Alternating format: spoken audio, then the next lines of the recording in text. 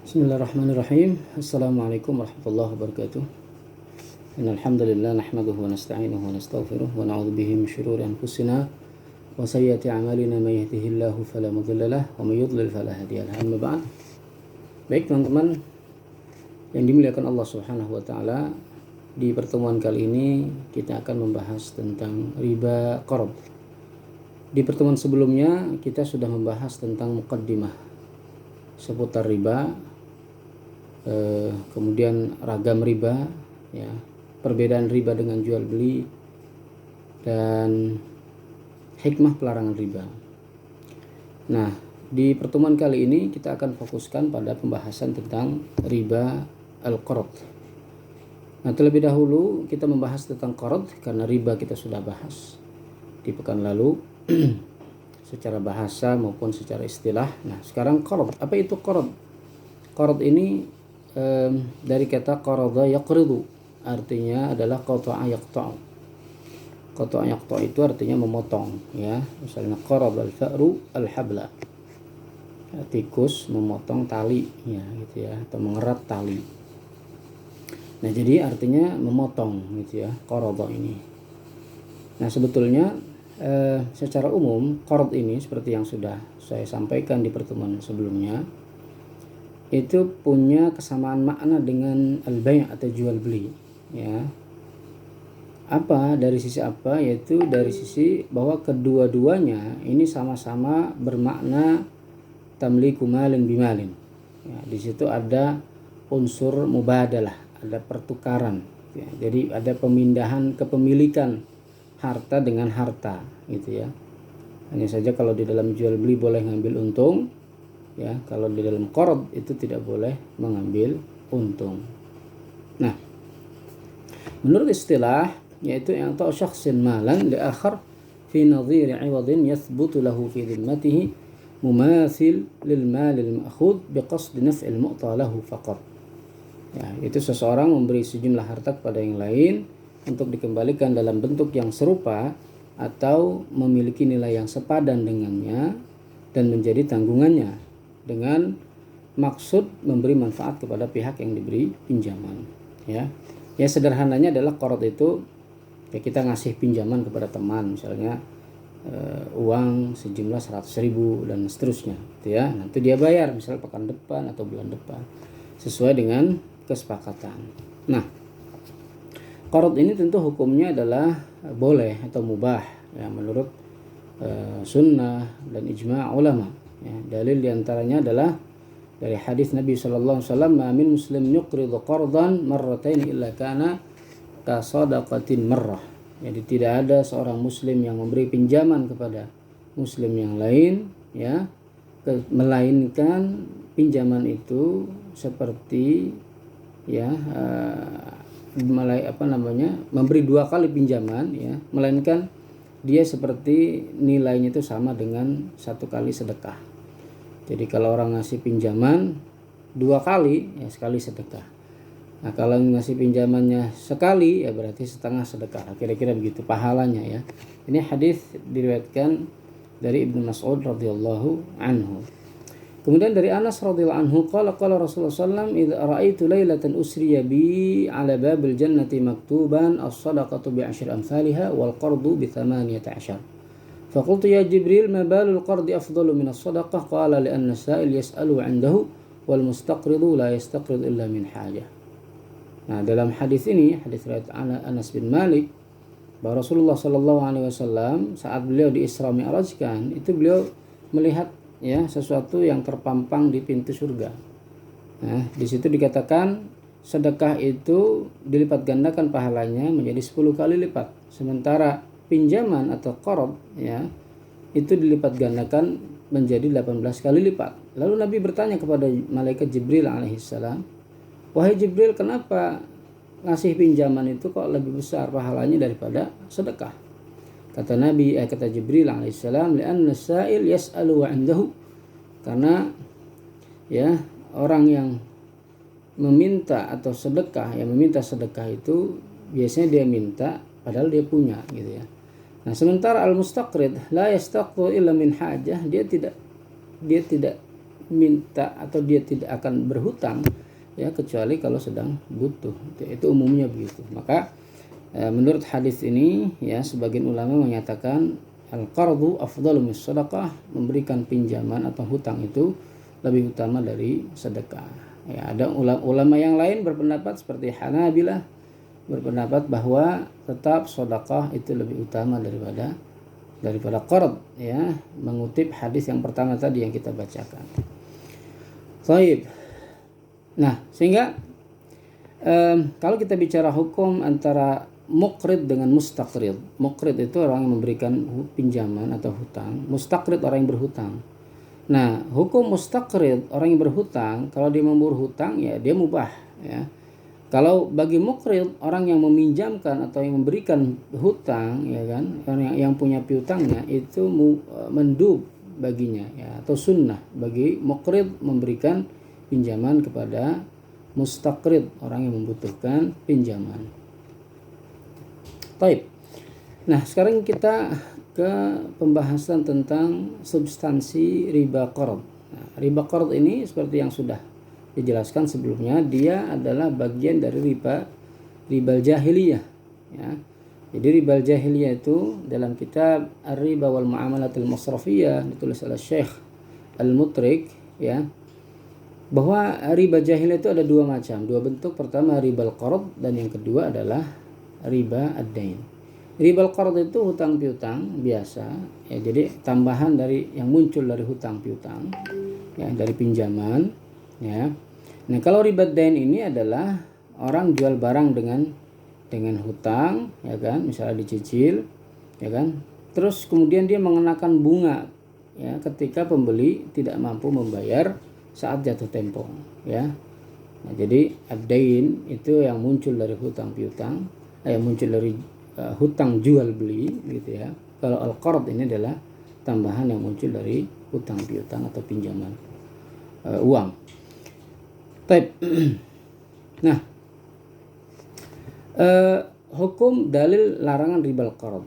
Riba qard ini termasuk riba jahiliyah yang diharamkan di dalam Al-Qur'an. Ya, sebagian ulama menganggapnya ya bagian tersendiri dari bentuk riba. Ya, sebagian lagi menganggapnya bagian dari riba al-fadl dan riba nasi'ah. Jadi sebagian mengatakan ya riba qard ini ya adalah bentuk tersendiri dari ragam riba gitu ya. Nah, sebagian lagi memasukkan riba al-qard ini ke dalam riba al-fadl dan riba an-nasi'ah. Ya gitu ya. Nah, dalil dari Al-Qur'an nanti kita akan lihat, dan beberapa dalil sumber pengharaman riba ini bersumber dari Al-Qur'an, kemudian As-Sunnah, athar sahabat dan juga ijma' ulama. Sebagian sudah kita jelaskan di pertemuan yang lalu ya, seperti misalnya dari Al-Qur'an Al-Baqarah 278, A'udzubillahi minasyaitonir rajim, ya ayyuhalladzina amanu taqullaha wa dharu ma baqiya minar riba in kuntum mu'minin.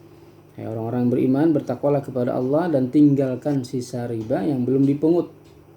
Gitu ya, yang belum dipungut jika kamu orang-orang beriman. Nah, di situ tuh ada kata riba yang di situ adalah kata itu mu'arraf bil alif wal lam ya, dia ditakrif dengan alif dan lam ar-riba yang menunjukkan bahwa riba yang dimaksud itu adalah riba yang biasa dilakukan oleh orang-orang Arab jahiliyah, di mana mereka ketika bertransaksi itu dalam beberapa riwayat dijelaskan ya, kalau ada yang nunggak bayar hutang, kemudian dia akan mengatakan kepada temannya, ataqdi am turbi, kamu bayar hari ini atau kamu bungakan utangnya gitu ya. Nah, jadi wadharu ma baqiya minar riba, di situ ribanya adalah ar-riba al-ma'ruf, riba yang sudah diketahui ya, yaitu yang biasa ditransaksikan oleh orang-orang Arab, yaitu riba al-jahiliyah. Maka dalam hal ini adalah riba al-qard ya, riba al-qard. Kemudian wa antum falakum ru'usu amwalikum la tadhlimuna wa la tudlamun, ayat 279 Al-Baqarah, dan jika kamu bertaubat dari pengambilan riba, maka bagimu pokok hartamu, kamu tidak menganiaya dan tidak pula dianiaya. Nah, jadi di situ poinnya adalah orang yang memberikan hutang itu tidak boleh minta melebihi harta pokoknya ya. Falakum ru'usu amwalikum ya kan? Karena kalau meminta lebih dari harta pokok itu berarti itu adalah kezaliman ya. la tadhlimuna wa la tuzlamun. Jadi kalau kita minta harta pokoknya saja dikembalikan, ya, itulah yang dinamakan taubat, dan itu ya adalah yang tidak zalim, begitu. Taib. Nah, dalil dari sunnah an Amaratil Hamdani qala sami'tu Aliyan yaqulu qala Rasulullah sallallahu alaihi wasallam kullu qardin jarra naf'an fa huwa riba. Ya, rawahu Al-Harith bin Abi Usamah. Setiap pinjaman mengandung manfaat yang mengandung manfaat maka ia termasuk riba. Kemudian sabda Rasulullah saat haji wada, ala inna kulla riban min ribal jahiliyati mawdu' lakum ru'us amwalikum la tadhlimuna wa la tudhlamun, rawahu Abu Dawud. Nah, wajhul istidlal dari hadis ini apa? Utang piutang dengan bunga adalah bentuk ribal jahiliyah. Ya, hal ini didukung oleh sabda Nabi SAW, lakum ru'usu amwalikum la tadhlimuna wa la tudhlamun. Artinya bahwa tambahan dari harta pokok adalah riba, dan pastinya tambahan dalam qard adalah tambahan pada harta pokok. Begitu ya. Jadi Nabi kan dengan tegas pada haji wada mengatakan, ala wa inna kulla riba min ribal jahiliyati mawdu'. Jadi ketahuilah bahwa setiap riba dari bentuk riba jahiliyah maudhu'un, itu dihapus, dihilangkan, ya. Nah, lakum ru'usu amwalikum, yang berhak kalian ambil itu hanya ru'usu amwalikum saja, hanya modal, hanya harta pokoknya saja, ya kan, hanya uang yang kalian pinjamkan saja, ya. La tadhlimuna wa la tudhlamun, kalian tidak menzalimi dan tidak dizalimi. Nah, kemudian dalam hadis riwayat Tirmidzi juga Nabi mengatakan, anna Nabi SAW naha an salafin wa bai', bahwa Nabi melarang hutang dan jual beli, ya, mengambil untung secara bersamaan. Artinya apa? Mengkaitkan hutang ini dengan jual beli, ya, ada ta'alluq antara al-qard dengan al-bai', gitu ya. Al-bai' ini bisa juga bai'ul manfa'ah, bisa juga ijarah, ya kan. Nah, kalau mengaitkan antara pinjaman dengan apa namanya, dengan al-bai' atau dengan al-ijarah, maka itu tidak diperbolehkan, ya, karena termasuk riba, ya. Nah, ada ta'alluq antara qard dengan ijarah, maka tidak boleh, ya, dalam beberapa praktek kontemporer, misalnya dalam ada apa namanya anjak piutang, kemudian ada pengurusan apa namanya haji, ya kan, pembiayaan pengurusan haji. Nah, itu kan ada di situ ada melibatkan, ya, akad qard, ya, dan juga akad ijarah, gitu ya. Itu kan melibatkan antara dua akad yang sebetulnya apa namanya kontrak, gitu ya, atau berlawanan. Yang satu akad tabarru', yang satu lagi akad tijari, ya. Yang satu akad sukarela, yang satu lagi akad bisnis, ya, gitu ya. Nah, bagaimana dua akad ini kemudian bisa berada di dalam satu produk tanpa adanya ta'alluq? Nah, itu tentu ada ketentuan, ya, mengenai hal itu di dalam fatwa DSM. Nah, kita lanjutkan. Ibnu Taimiyah mencatat, ketika seseorang menjual barang lalu meminjamkan kepada pembeli sejumlah uang, ya, maka ia tambahkan harga karena utang yang diberi, maka ini adalah riba. Termasuk setiap transaksi yang tujuan utamanya adalah memberikan qard dengan mengambil keuntungan, seperti membeli dari pengutang sebuah barang harga 100 kontan lalu menjualnya kembali kepadanya dengan harga 120 kredit. Nah, ini disampaikan oleh Ibnu Taimiyah rahimahullah. Ini adalah merupakan bentuk bai' al-'inah, ya. Yang terakhir beliau sampaikan ini adalah bai' al-'inah, di mana tujuan dari bai' al-'inah itu adalah mencari atau mendapatkan, ya, pinjaman berbunga, ya. Bagi penjual itu dia akan mendapatkan bunganya. Nah, bagi pembeli dia akan mendapatkan apa namanya harta pinjaman, gitu ya. Karena sesungguhnya yang dicari oleh kedua belah pihak ini adalah uang. Yang satu ingin pinjaman, yang satu ingin bunganya. Nah, begitu ya. Hanya saja kemudian dibalut dengan jual beli, ya. Walaupun namanya jual beli, tetapi, ya, di dalamnya terdapat hilah ribawiyah. Terdapat apa namanya kamuflase, ya, riba yang mengatasnamakan jual beli, begitu. Nah, kemudian dalil dari asar sahabat tentang ribal qard, ya.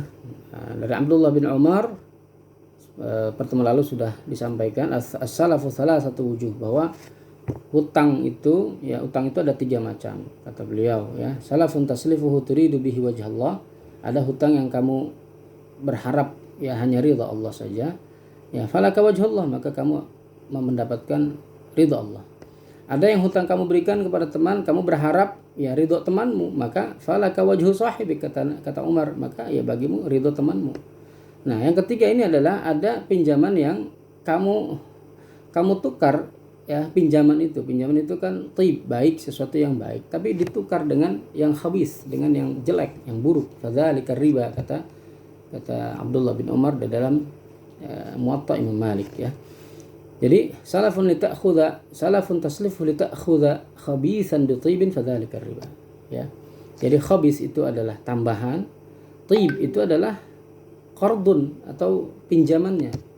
Ya, jadi pinjaman itu sesuatu yang baik, tapi kalau dicampur dengan tambahan yang disyaratkan di depan ya, nah itu namanya riba. Kemudian dari Imam Malik radhiyallahu anhu, dari Ibnu Umar radhiyallahu anhuma annahu qala man aslafa salafan fala yashtartu illa qada'ahu. Jadi siapa yang memberi utang maka tidak boleh memberi syarat apapun kecuali pengembalian pokoknya saja ya. Baik. Kemudian dalil dari ijma' ulama, Imam Qurtubi ketika menjelaskan firman Allah, man dzalladzi yuqridullaha qardan hasana, ijma' kaum muslimin, kata beliau, bahwa mensyaratkan tambahan dalam utang adalah riba walaupun tambahan itu sedikit ya.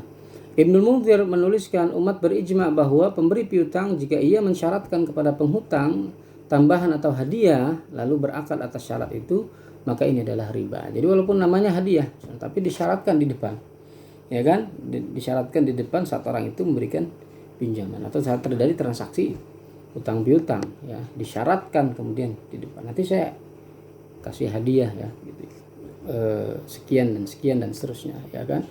Atau misalnya dia nanti orang yang memberikan pinjaman ini ya mengatakan kepada orang yang berhutang, nanti kamu saat bayar hutang ya bawakan saya ini dan itu ya gitu ya, dan seterusnya, dan kemudian itu disepakati. Nah, kesepakatan di depan itu saat terjadi transaksi hutang piutang maka itu adalah riba. Itu kata Ibnul Munzir. Kemudian Ibnu Qudamah mengatakan, dan setiap utang yang disyaratkan ada tambahannya maka ia adalah haram tanpa khilaf atau tanpa ada perbedaan pendapat. Jadi artinya apa? Ijma' ya. Kalau dikatakan bila khilaf itu adalah istilah lain daripada ijma'. Kemudian Ibnu Hajar Al-Haytami dari ulama Syafi'i menyebutkan, jadi beliau menyebutkan macam-macam riba. Setelah menyebutkan ya di antaranya adalah ribal qard ya. Beliau menulis semua bentuk riba yang 4 ini adalah haram menurut ijma' ya. Itu menurut Ibnu Hajar Al-Haytami. Jadi keharaman ribal qard itu adalah ijma'. Riba hutang piutang itu adalah ijma' ya. Ibnu Hazm menegaskan lagi tidak ada khilaf tentang kebatilan syarat-syarat ya tambahan yang diberlakukan dalam qard. Ibnu Taimiyah dan ulama bersepakat bahwa pemberi piutang jika mensyaratkan tambahan atas piutangnya maka itu adalah haram. Al-Aini ya, kemudian kaum muslimin berijma' berdasarkan naql ya hadis dari Nabi SAW bahwa mensyaratkan tambahan dalam utang adalah riba yang diharamkan. Al-Baji juga mencatat adapun syarat atau tambahan maka tidak ada khilaf tentang pelarangannya. Asy-Syaukani menulis adapun jika tambahan dalam qard disyaratkan dalam akad maka semuanya sepakat mengharamkan. Jadi ulama sepakat ya, ijma' ulama anna ribal qardi muharramun ya, bahwa ribal qard itu adalah haram. Maqasid atau tujuan pelarangan riba. Nah, apa maqasid pelarangan riba ya? Dalam surat Al-Imran ayat 130 Allah mengatakan ya ayyuhalladzina amanu la ta'kulur riba adhafan mudha'afah wattaqullaha la'allakum tuflihun. Hai orang-orang beriman, janganlah kamu memakan riba dengan berlipat ganda dan bertakwalah kamu kepada Allah supaya kamu mendapat keberuntungan. Nah, makna ayat ini menunjukkan haramnya riba dalam Islam. Ya, maka setiap pemanfaatan, konsumsi dan penggunaan riba yang berlipat ganda ya dilarang di dalam Islam. Nah,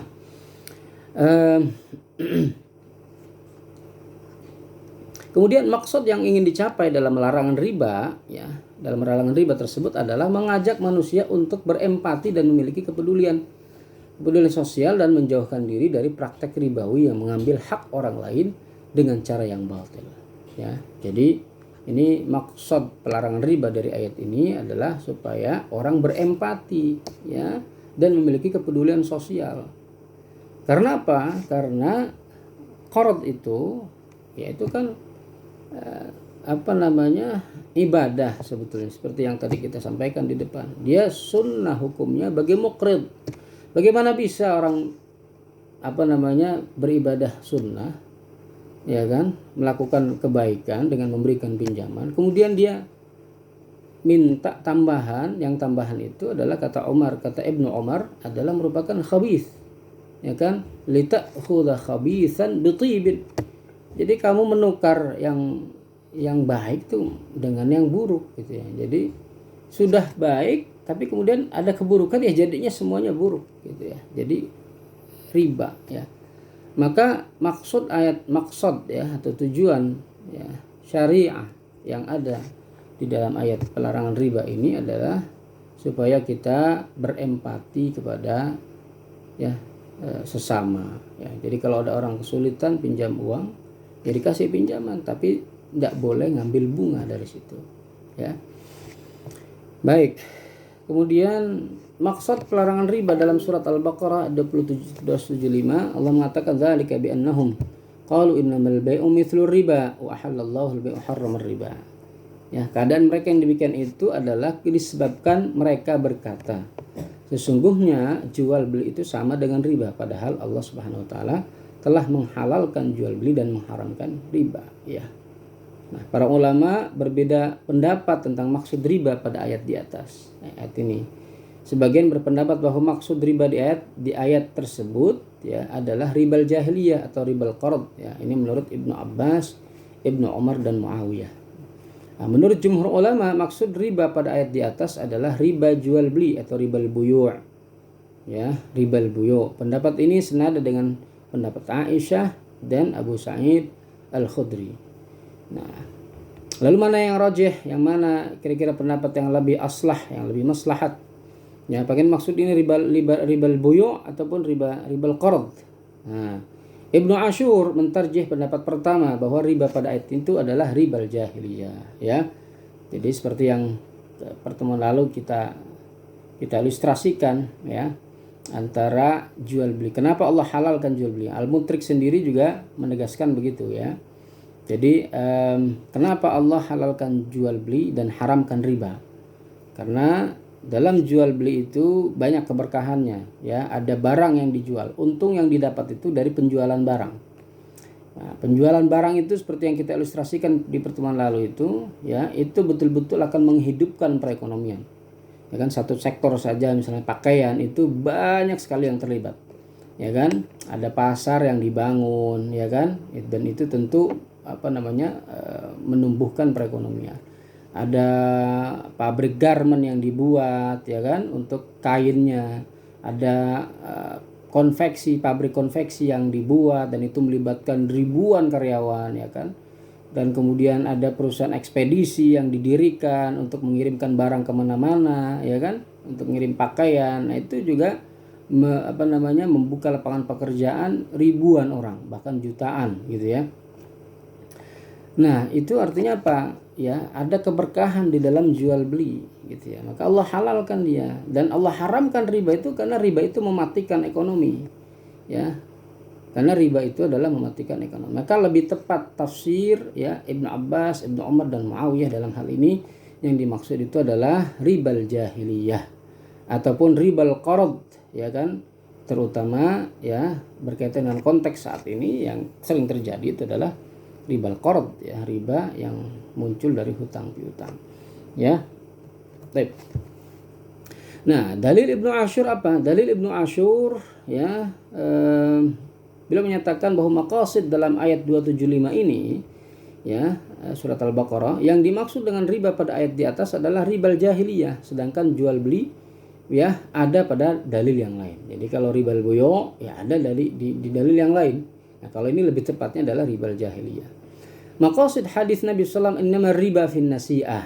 Nah, jadi maqasid hadis Nabi innama riba fin nasi'ah, sesungguhnya riba terjadi pada riba nasi'ah.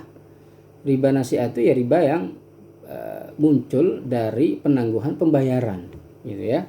Seperti yang kita sama-sama pelajari di pekan lalu, yaitu walaupun sebagian ulama mengelompokkan riba nasiah ini di bawah ribal buyu', tetapi sesungguhnya secara bahasa itu juga bisa diartikan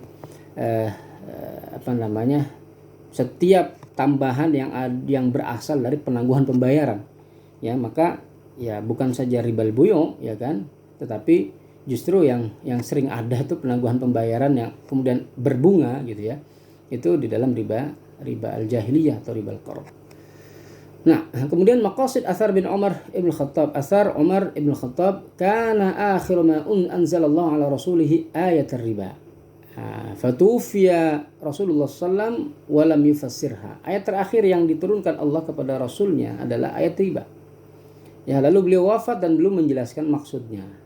Nah, menurut Ibnu Ashur, yang dimaksud Ibnu Umar bin Khattab bukan berarti makna riba masih mujmal atau umum, tetapi maksudnya penerapan ketentuan hukum riba dalam praktek-praktek bisnis itu masih belum jelas karena Rasulullah Sallallahu Alaihi Wasallam belum menjelaskan hukumnya, ya.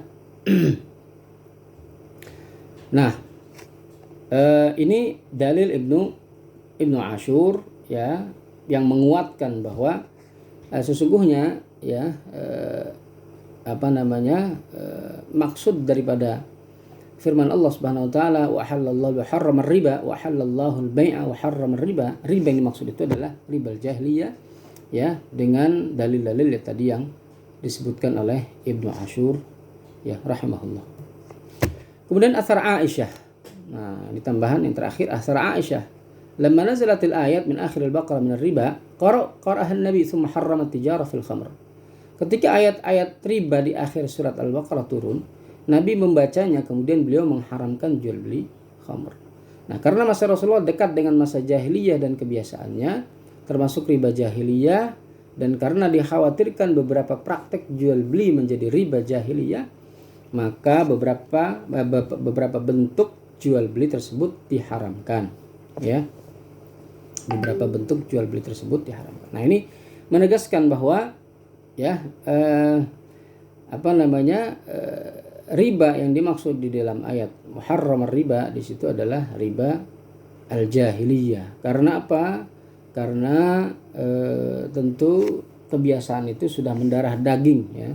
Sudah mendarah daging itu sebelum zaman Nabi SAW, ya. Nah, ketika Nabi sudah diutus pun masih ada kebiasaan itu, ya. Maka disebut dengan riba al-jahiliyah, ya, terutama, ya, ya, kalau para sahabat ketika turun ayat pelarangan riba, ya sudah ditinggalkan semuanya, ya. Nah, manakala sudah ada ayat, ya, tentang haram riba, ya alladzina amanu ya ittaqullaha wa dharu ma baqiya minar riba, ya, tinggalkan yang tersisa dari riba itu semua mereka tinggalkan. Jadi walaupun misalnya ada masih tunggakan bunga di orang lain yang belum bayar, itu semua ditinggalkan, dihapus. Apalagi terhadap sesama muslim, ya, gitu. Maka semua itu sudah ditinggalkan, ya. Nah, ini memang kebiasaan orang Arab jahiliyah, ya. Itu banyak riwayat yang menjelaskan bahwa itu sudah sangat mendarah daging. Walaupun, ya, ada ayat yang menjelaskan, ya, kemudian Ibnu Katsir menafsirkan sesungguhnya orang Arab jahiliyah sendiri, ya, memandang riba itu atau riba yang biasa mereka lakukan, riba jahiliyah itu adalah sesuatu yang buruk. Nah, buktinya apa? Ya, buktinya adalah ketika mereka bangun Ka'bah. Dulu Ka'bah waktu mau dipugar, ya, mau direnovasi, itu kan mereka mengumpulkan donasi, ya. Ya ma'syara Quraisy, gitu ya. Wahai sekalian bangsa Quraisy. Ya, jadi pembesar mereka mengumumkan, kemudian tidak boleh ada yang menyumbang untuk membangun Ka'bah ini, ya. Nah, dari sesuatu yang tidak baik, gitu ya. Nah, la yadkhulu fi bina'iha, kalau tidak salah itu, ya, min malikum illa thayyiban. Nah, gitu. Nah, apa kemudian disebutkan sesuatu yang tidak baik itu adalah diantaranya mahru baghin, ya, itu adalah mahar dari pelacuran ataupun ya mahar dari pelacuran, ya, karena biasa mereka menjual budak perempuannya lalu kemudian ngambil upah dari situ, ya. Wala bai'ur riba, dan tidak juga adalah transaksi riba, gitu ya. Nah, wala madlamatu ahadin, ya, minan nas, juga tidak boleh dari hasil menzalimi orang lain, ngambil haknya lalu kemudian disumbangkan untuk memugar Ka'bah, gitu ya. Karena Ka'bah bagi mereka tentu yang orang Arab jahiliyah ini, Ka'bah itu walaupun di sekelilingnya banyak patung-patung, tapi mereka menganggap itu adalah peninggalan nenek moyang yang harus dijaga, gitu ya. Peninggalan moyang harus dijaga. Makanya aktivitas haji kan tetap ada, ya. Sebelum diutusnya Nabi Muhammad SAW, ya tentu dengan berbagai kesesatan-kesesatan atau penyimpangan-penyimpangan dalam pelaksanaan haji, ya. Nah, artinya syariat Nabi Ibrahim dan Nabi Ismail itu masih ada sisa-sisanya, gitu ya. Nah, kemudian Nabi SAW datang, ya tentu semua itu ya manasiknya yang diperbaiki sesuai dengan apa yang dilakukan oleh Nabi Ibrahim dan Nabi Ismail alaihissalam. Baik. Nah, kemudian maqasid larangan riba al-qard. Nah, tadi apa ya? Tadi maqasid larangan riba. Sekarang maqasid larangan riba al-qard. Nah, riba qard adalah riba yang terjadi pada transaksi utang piutang yang tidak memenuhi kriteria. Kriteria apa itu yang tidak terpenuhi di dalam riba al-qard? Itu adalah al-ghunmu bil ghurmi. Bersama keuntungan itu ada risiko. Jadi artinya keuntungan itu berbanding lurus dengan risiko. Orang mau untung saja itu sejalan dengan konsep riba. Kalau mau untung saja, ya seperti rentenir gitu, dia maunya untung, dia maunya bunga saja, dia nggak mau nanggung kerugian orang, gitu ya. Itu namanya al-ghunmu, itu menyalahi kaidah al-ghunmu bil ghurmi. Nah, seperti orang katakanlah dia berinvestasi, tapi dia mau untungnya pasti. Misalnya dia investasi 10 juta, mau untung per bulan 2 juta. Ya, atau mau bagi hasilnya, ya, dengan dalam tanda kutip, saya mau bagi hasil 2 juta per bulan, itu artinya menyalahi kaidah al-ghunmu bil ghurmi. Ya, sama saja itu namanya perilaku riba, gitu ya. Karena yang namanya dagang ada untung ada rugi, ya, ada untung ada rugi. Nah, kalau perilaku riba itu maunya untung aja, dia ngasih pinjaman, ya terserah, ya, saya maunya untung sekian, saya maunya misalnya bunga sekian persen dan seterusnya. Nah, kemudian juga menyalahi kaidah al-kharaju, ya, al-kharaju bid-dhaman, al-kharaju bid-dhaman. Jadi hasil usaha itu muncul bersama biaya. Ya, besarnya hasil usaha ya tentu juga ada biaya yang keluar, gitu ya. Nah, tidak ada yang keuntungan yang tanpa risiko. Nah, di antara maqasid larangan riba qard adalah menghindarkan praktik kezaliman terhadap pelaku bisnis, ya. Pertama, karena di dalam riba qard, ya, antara untung itu muncul tanpa adanya risiko. Seperti tadi, ya. Jadi pelaku riba qard menganggap, ya, atau inginnya itu mendapat keuntungan tapi nggak mau risikonya. Ya, kalau dalam teori bisnis kan sebut high risk high return. Ya, kalau mau untung yang gede, return yang tinggi, ya maka risikonya juga akan tinggi. Itu namanya high risk high return. Tidak ada low risk low return, ya, tidak ada low risk high return, gitu ya. Tidak ada risiko rendah tetapi ya untungnya besar, gitu ya. Jadi atau risikonya nggak ada tapi untungnya gede, nggak ada, itu ya. Itu tidak sesuai dengan kaidah al-ghunmu bil ghurmi, ya, dan tidak sesuai dengan logika bisnis, gitu ya. Nah, jadi menghindarkan praktek kezaliman terhadap pelaku bisnis. Nah, kemudian al-ghunmu bila ghurmin. Nah, itu maunya ribal jahiliyah tuh atau ribal qard begitu. Al-ghunmu bila ghurmin dan al-kharaju bila dhamanin. Ya kan? Nah, ini tentu bertentangan dengan teori finance, teori bisnis, teori keuangan. Kan mana ada keuntungan bila ghurmin, mana ada keuntungan, nggak ada kerugiannya. Kan mana ada al-kharaj, mana ada hasil itu bila dhamanin, tanpa biaya gitu ya. Nah, ini tentu bertentangan dengan teori finance. Kemudian dalam bisnis selalu ada untung dan rugi. Ya, maka menggunakan bunga adalah suatu tindakan memastikan yang tidak pasti. Karenanya diharamkan. Bunga itu kan memastikan yang tidak pasti. Ya kan? Orang nabung ya dijanjikan bunga sekian persen. Itu kan suatu yang tidak pasti sebetulnya. Kenapa? Ya mana tahu dia rugi kan gitu kan, nggak ada yang bisa jamin. Gitu ya. Nah, tentu kalau dia rugi, yang untung siapa? Yang untung adalah orang yang nabungnya, gitu. Orang yang investasinya yang dijanjikan untung yang fix, gitu. Untung yang fix. Nah, untung yang pasti.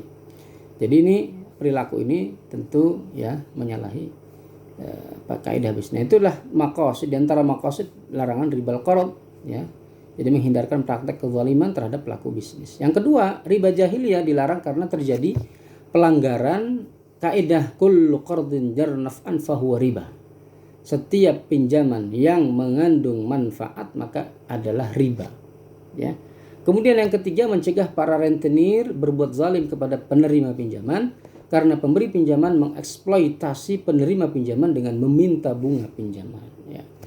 Jadi terdapat eksploitasi selama yang minjamnya itu orang miskin, ya kan?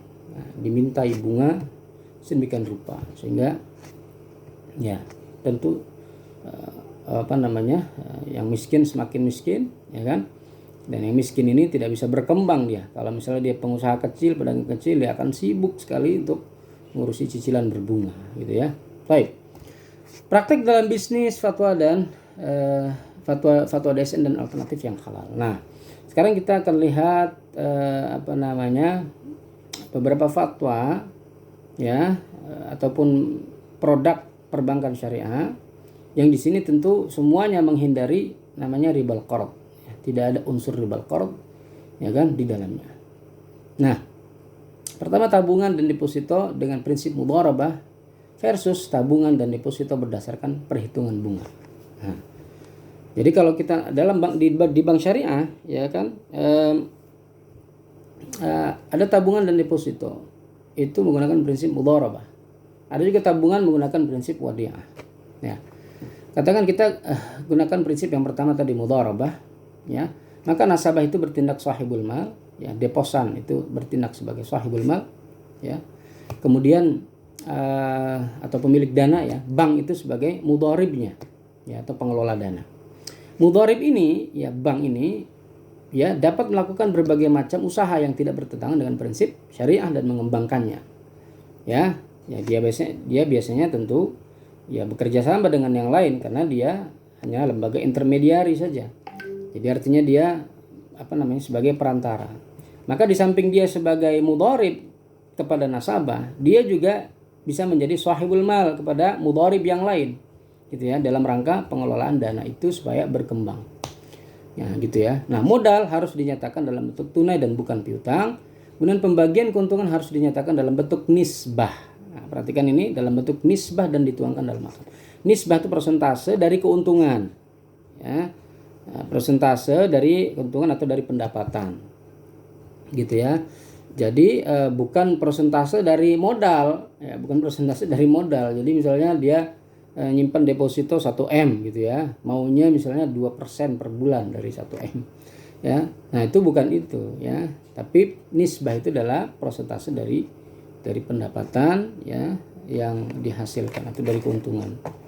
Baik. Nah, itu yang berdasarkan mudharabah ya. Bagaimana kalau tabungan dan deposito berdasarkan perhitungan bunga? Nasabah menyimpan uangnya di bank itu bukan dengan akad mudharabah, bukan dengan bagi hasil, tapi dengan qard utang. Jadi artinya bank itu sebagai mustaqrid atau muqtarid ya.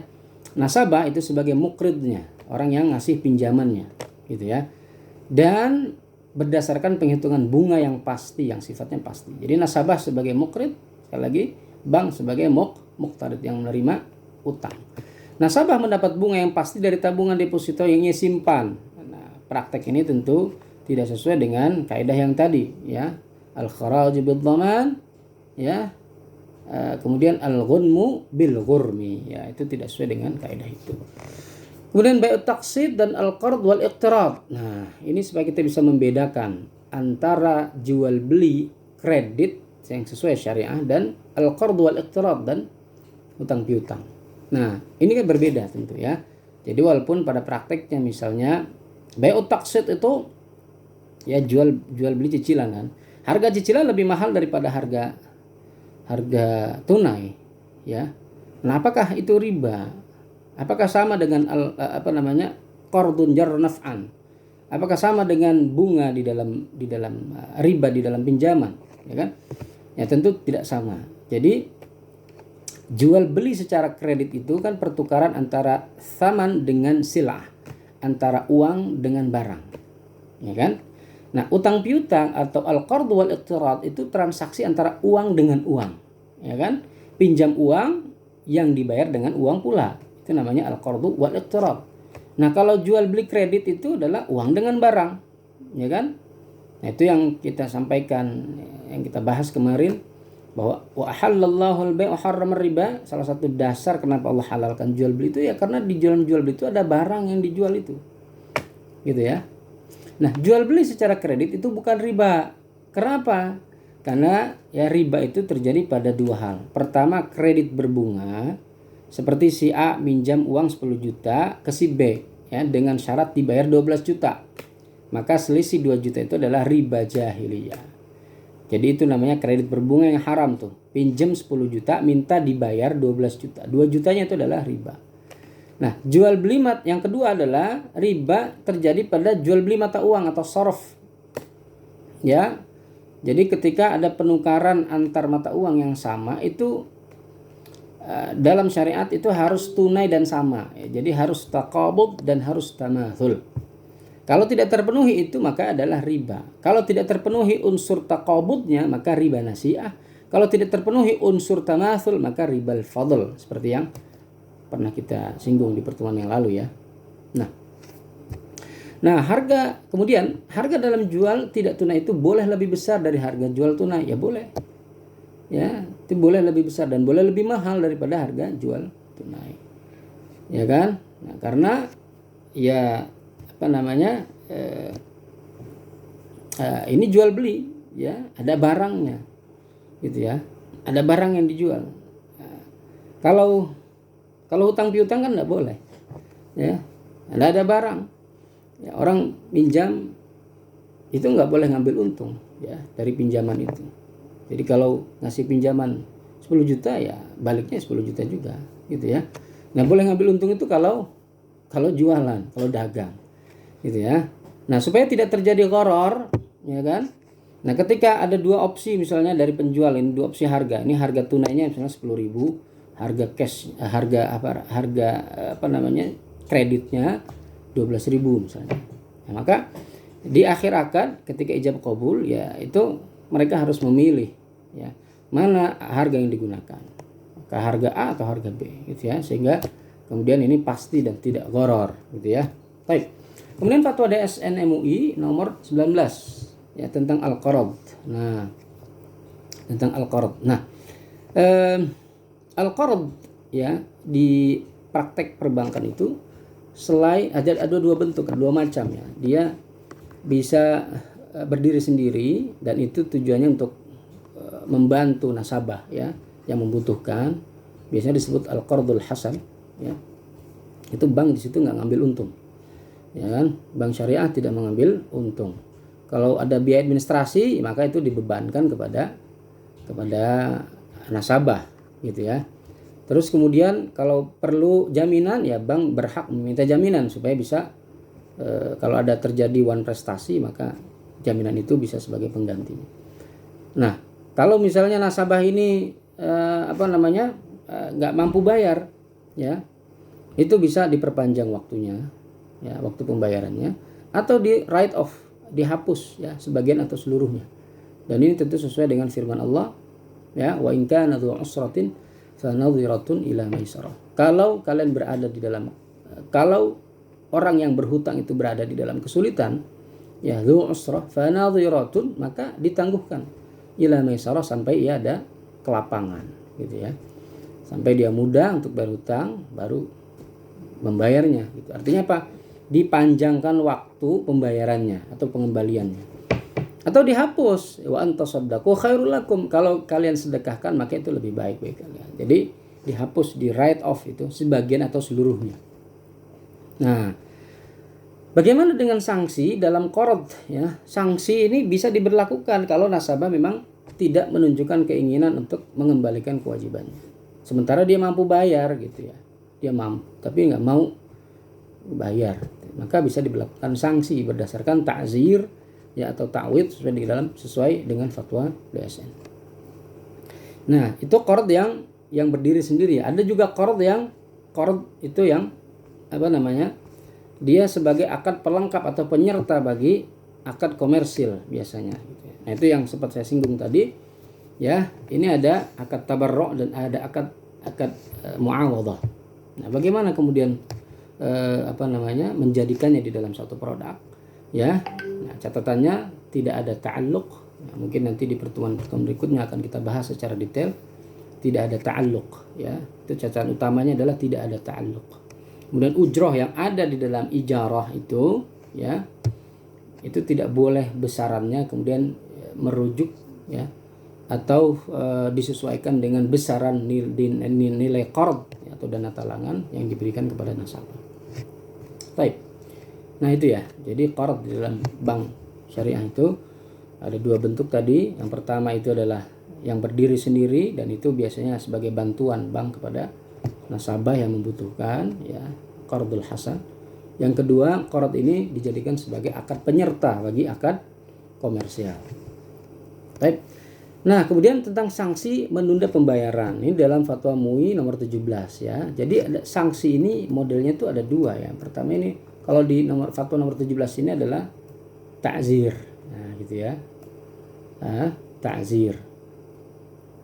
Nah, sanksi itu diperbolehkan atau enggak? Ya. Ya kalau enggak boleh, ya prinsipnya sebetulnya tidak ada denda ya, tidak ada denda dari hutang piutang ya. Baik hutang piutang berdasarkan qard atau hutang piutang yang muncul dari jual beli. Seperti misalnya murabahah. Nah, tapi kalau misalnya ada nasabah yang prestasi dan secara sengaja misalnya dia nggak mau bayar ya kan, tidak menunjukkan itikat baik untuk mengembalikan kewajiban, ya tentu bank sebagai lembaga bisnis yang dia juga mempekerjakan banyak orang ya kan harus bertanggung jawab juga ya. Nah, maka ada fatwa tentang ta'zir ya, dibolehkannya ta'zir. Nah, ta'zir ini ya dibolehkan secara hukum ya, walaupun ada beberapa bank ataupun koperasi syariah atau bank bank pembiayaan syariah misalnya ya, itu tidak, ada beberapa yang tidak memberlakukan ta'zir gitu ya. Nah, jadi pendekatannya adalah pendekatan ya mungkin kemanusiaan lah, pendekatan ukhuwah barangkali, apalagi nasabahnya kan sama muslim gitu. Nah, ada ya, yang jelas secara fatwa ini diperbolehkan ta'zir itu ya. Jadi ta'zir itu diperbolehkan bagi nasabah yang nasabah yang mampu membayar tapi nggak mau bayar gitu ya. Nah, kalau nasabahnya itu tidak atau belum mampu ya kan, karena disebabkan force majeure misalnya ya, maka tidak boleh dikenakan sanksi ya, tidak boleh dikenakan sanksi. Jadi itulah bedanya kan, kalau misalnya riba kan dendanya nggak mau tahu ya, kalau pinjaman berbunga itu dendanya nggak mau tahu, pokoknya ya kamu sanggup atau nggak sanggup misalnya ya, ada force majeure atau tidak, yang penting kalau punya hutang segitu harus dibayar, dan kemudian kalau enggak ya kena denda. Nah, kalau di bank syariah tentu ya ada melihat sisi ini dulu ya. Benar nggak ada dia sengaja atau tidak, apakah memang dia nggak mampu, apakah dia betul-betul tidak mampu atau mampu gitu ya. Nah, ternyata setelah dilihat dia memang tidak mampu karena ada force majeure misalnya, sesuatu yang mendesak sehingga kemudian dia tidak bisa bayar, ya maka nggak boleh dikenakan sanksi gitu. Itu fatwanya begitu ya, tidak boleh dikenakan sanksi. Nah, nasabah yang mampu, yang menunda-nunda pembayaran ya, dan atau tidak mempunyai kemauan dan etikat baik untuk membayar hutangnya, itu boleh dikenakan sanksi Ya, sanksi ini ya berdasarkan prinsip ta'zir. Tujuannya untuk supaya nasabah disiplin, ya kan? Nah, supaya nasabah disiplin. Begitu. Nah, sanksi ini dapat berupa sejumlah dana ya. Jadi berupa denda sejumlah uang yang besarnya ditentukan atas dasar kesepakatan dan dibuat saat akad ditandatangani. Jadi saat akad ditandatangani itu ya ada di situ ketentuan takzir. Gitu ya. Nah, dana yang berasal dari denda ini ya dari takzir ini tidak boleh diakui sebagai pendapatan bank syariah ya. Jadi walaupun di situ ada ketentuan takzir, bank nggak boleh ini nganggap sebagai keuntungan dan pendapatan ya perusahaan atau pendapatan bank syariah. Tidak boleh. Maka ini harus disalurkan kemana? Ya sebagai dana sosial. Itu nanti dana sosial ketentuan lebih detailnya itu ada di fatwa TBDSP, nanti mungkin kita akan bahas di pertemuan terakhir kalau tidak salah itu ya. Ya dana yang tidak boleh diakui sebagai pendapatan. Salah satunya adalah takzir ini. Ya, untuk apa saja ada, bukan hanya sebagai bukan hanya untuk misalnya kan ada sebagian ulama mengatakan untuk misalnya untuk kamar mandi, bangun atau membersihkan selokan, tong sampah dan seterusnya. Bukan hanya untuk itu, ya. Tapi juga bisa untuk kegunaan yang lebih luas lagi, gitu ya. Terkait dengan penggunaan dana yang tidak boleh diakui sebagai pendapatan, salah satunya adalah yang berasal dari takzir. Nah, kemudian ada praktek yang lain, produk misalnya pembiayaan pengurusan haji lembaga keuangan syariah. Ini yang kita mungkin tidak kita singgung lebih dalam, ya. Yang jelas di sini ada qard yang sempat saya singgung tadi ya. Ada qard ya sebagai akad penyerta. Nah, akad utamanya itu adalah al-wakalah bil ujrah atau al-ijarah. Ya. Maka sebagai akad penyerta ya, dia tidak boleh menjadi motif mencari keuntungan dari qard ya. Maka keuntungannya itu ya harus berasal dari akad yang memang ditujukan untuk bisnis, yaitu di sini adalah al-ijarah. Gitu ya. Nah, di sini maka ada catatannya, tidak boleh misalnya jasa ijarah itu tidak boleh didasarkan pada jumlah talangan al-qard yang diberikan LKS kepada nasabah. Ini bagi nasabah yang misalnya mau naik haji dan dia menyerahkan pengurusan hajinya kepada bank. Gitu ya. Maka disitulah wakalah bil ujrohnya. Qardnya di mana? Qardnya itu adalah saat bank memberikan dana talangan kepada dana talangan BPIH kepada nasabah. Kemudian pengalihan utang. Pengalihan utang ini pemilihan uang nasabah dari bank atau lembaga keuangan konvensional. Ini nasabah konvensional, dia punya hutang di situ, mau pindah ke bank syariah, mau di take over bank syariah. Nah, itu salah satu akad yang digunakan juga adalah al-qard, ya kan? Al-qard itu dana talangan, ya kan? Itu bank ngasih dulu dana talangan ke nasabah yang mau pindah ini, ya kan? Lalu kemudian dengan uang itu dia melunasi, ya kan? Tagihannya di bank konvensional, maka lunaslah misalnya rumah gitu ya. Rumah itu sudah milik sempurna ya nasabah itu, baru kemudian dijual lagi ke bank syariah dengan harga yang yang sesuai itu tadi. Nah, setelah dia dapat uang, maka kemudian uang itu dibayarkan untuk membayar dana talangan tadi yang berasal dari bank syariah tadi. Nah, setelah rumah itu dimiliki oleh bank kembali, maka kemudian bank syariah menjualnya dengan akad murabahah, ya. Nah, kemudian syariah card atau kartu kredit syariah. Nah, ini ada beberapa akad yang digunakan di dalamnya. Nah, supaya dia tidak mengandung bunga yang diharamkan. Kartu kredit syariah, kartu kredit kan haram karena di situ ada bunga, ya, pinjaman. Ya, itu ada bunga pinjaman.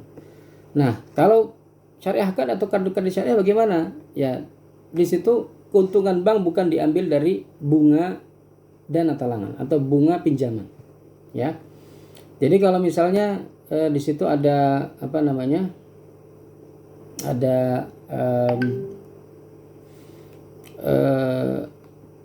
biasanya kan ya pemegang kartu ini dia bisa selain bisa belanja, bisa juga narik ATM. Nah, itu ngambil ujrohnya dari situ, dari ujroh penarikan uang lewat mesin ATM ataupun lewat merchant gitu ya. Itu salah satu ujrohnya dari situ. Terus kemudian ujrohnya juga dari kafalah ya. Kafalah bil ujroh, di mana musdirul bitaqah ini, penerbit kartu ini dia menanggung ya atau menjamin ya, dia sebagai kafil daripada pemegang kartu, ya kan? Nah, pemegang kartu ini ketika akan berbelanja di merchant itu kan sudah dijamin nanti oleh bank, ya kan? Oleh bank. Nah, atas dasar penjaminan itu kemudian dia bank mendapatkan ujroh, ya. Jadi bukan atas dasar qardnya, bukan atas dasar hutangnya, gitu ya. Bank itu mendapatkan ujroh, tapi atas dasar ya penjaminan dan atas dasar ijarah ataupun sewa.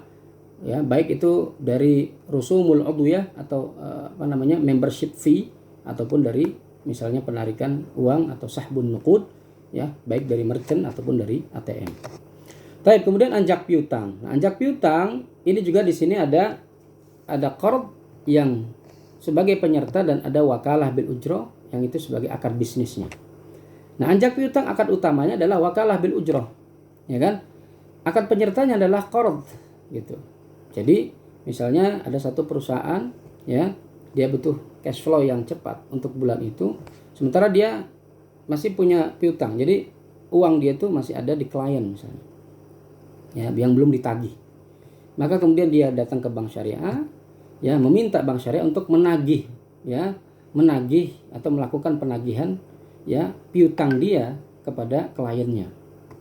Maka kemudian diadakan namanya akad wakalah bil ujroh, bank sebagai wakil dan perusahaan itu sebagai muwakil. Ya. Nah, saat kemudian setelah terjadi akad wakalah bil ujroh, bank menawarkan untuk memberikan dana talangan, ya, dan biasanya tentu yang diinginkan oleh perusahaan itu adalah yaitu dana talangan itu. Dana talangan itu didasarkan pada akad qard, ya kan? Nah, akad qard ya sebesar piutang yang ada di klien itu, misalnya 1M, ya, maka dana talangannya 1M, ya kan? Nah, kemudian wakalah bil ujroh tadi, ujrohnya itu tidak boleh dikaitkan, besarannya tidak boleh dikaitkan dengan besaran qard atau dana talangan. Jadi misalnya ujrohnya 1% dari qard, ya, itu tidak boleh tentunya. Jadi ujrohnya itu harus dalam bentuk nominal supaya terhindar dari apa? Dari ribal qard, ya kan, dari riba yang timbul dari qard. Karena ini supaya menghindari ya larangan Nabi SAW yang mengatakan la yahillu salafun mubay', gitu ya. Baik, nah itu saya kira pembahasan tentang ribal qard, tadi tentang yang pembahasan produk-produk di perbankan syariah, yang mungkin bisa kalian dalami lagi. Tadi sekilas saya sampaikan. Ini supaya memperluas cakrawala ya pandangan kalian tentang ribal qard, ya kan, bahwa ribal qard ini adalah memang sesuatu yang biasa dipraktekkan justru di berbagai negara, dan ini sayangnya menjadi kebiasaan ya yang yang perlu kita sama-sama ya cermati, dan untuk kedepannya ya kita bisa hindari, dan ya kita kalau bisa kita hilangkan gitu secara perlahan gitu ya perilaku riba al-qard ya, karena terjadi sejak zaman dulu, ya kan, sampai sekarang ya tetap masih ada. Oleh karenanya ya sistem syariah ataupun perbankan syariah ini menawarkan ya beberapa alternatif supaya terhindar dari ribal qard ya, dengan tetap menghadirkan produk-produk ya perbankan yang inovatif gitu ya, yang inovatif ya, tentu sesuai dengan rambu-rambu syariah yang ada. Nah, itu kalian bisa baca nanti lebih detail di fatwa DSN ya. Saya sarankan untuk kalian mendownload fatwa-fatwa DSN itu, dibaca dari sekarang, ya kan. Nah, pelan-pelan nanti insyaallah paham ya. Baik teman-teman, itu jazakumullah khair yang dapat saya sampaikan. Subhanakallahumma bihamdik asyhadu an la ilaha illa anta astaghfiruka wa atubu ilaik. Assalamualaikum warahmatullahi wabarakatuh.